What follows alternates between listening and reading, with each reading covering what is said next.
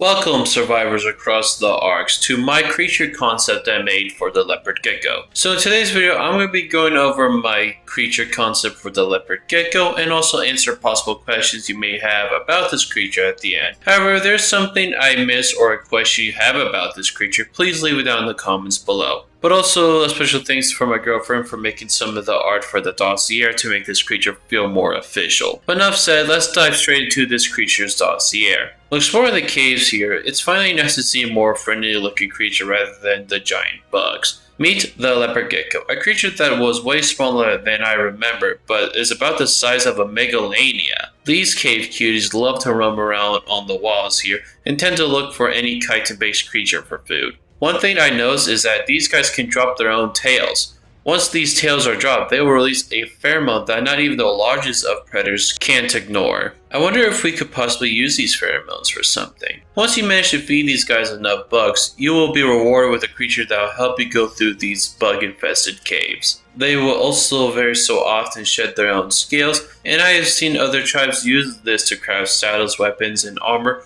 or just anything hide is normally used for. So how you tame a leopard gecko is an interesting way you can say at the least.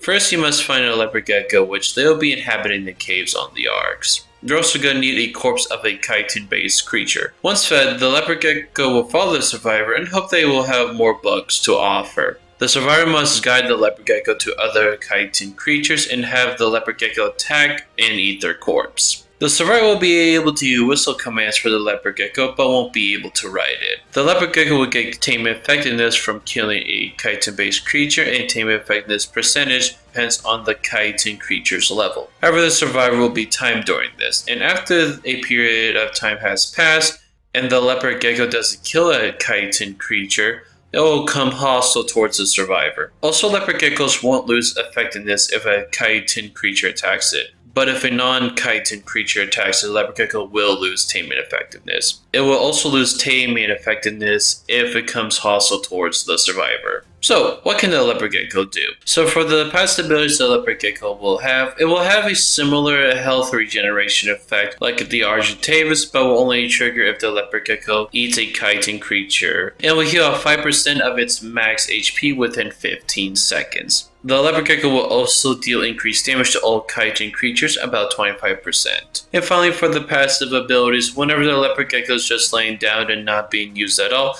it will passively shed its own scales that can be used for anything that requires hide, but also the scales will be used to make something called scale net that's only crafted in the leopard gecko's inventory. Now for the button required abilities, I'll be going with the controls for PC.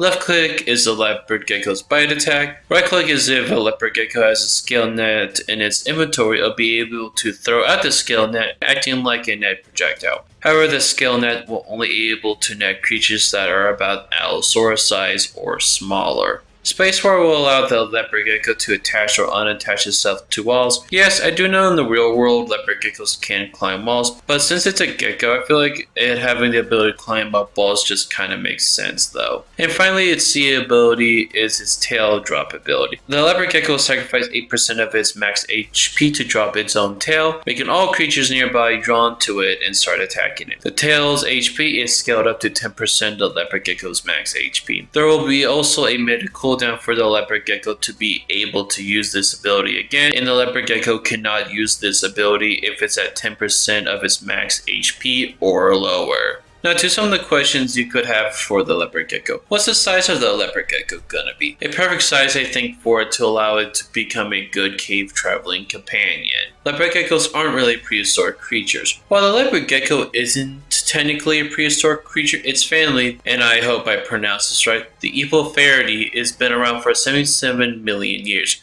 and being around during the Cretaceous period. Besides, Ark has some animals in the real world of today, like the anglerfish or the coelacanth. And finally, why the leopard gecko? I feel like making a creature somewhat of a hybrid of the Megalania Megatherium would be nice. A good creature that'd be good for exploring caves and helping up any of those bug-infested caves, while also adding something we really don't have that much in Ark, and that being just a gecko. But that's my leopard gecko concept I have for ARC, and I may consider putting this creature in a future vote. But what do you think of my concept? Do you like the idea of a leopard gecko being in ARC, or maybe would you like a regular dinosaur in the game? Let me know down in the comments below. But hey, this video isn't me trying to get people to vote for my creature. I have seen some creatures concept and I thought they would be cool, and probably would rather have that instead of the leopard gecko. But anyways, that's gonna wrap up today's video, and I hope you've enjoyed it. So hit that like button, and if you're new to the channel, hitting that subscribe button, that would be appreciated. But anyways, take care, and I'll see you in the next one.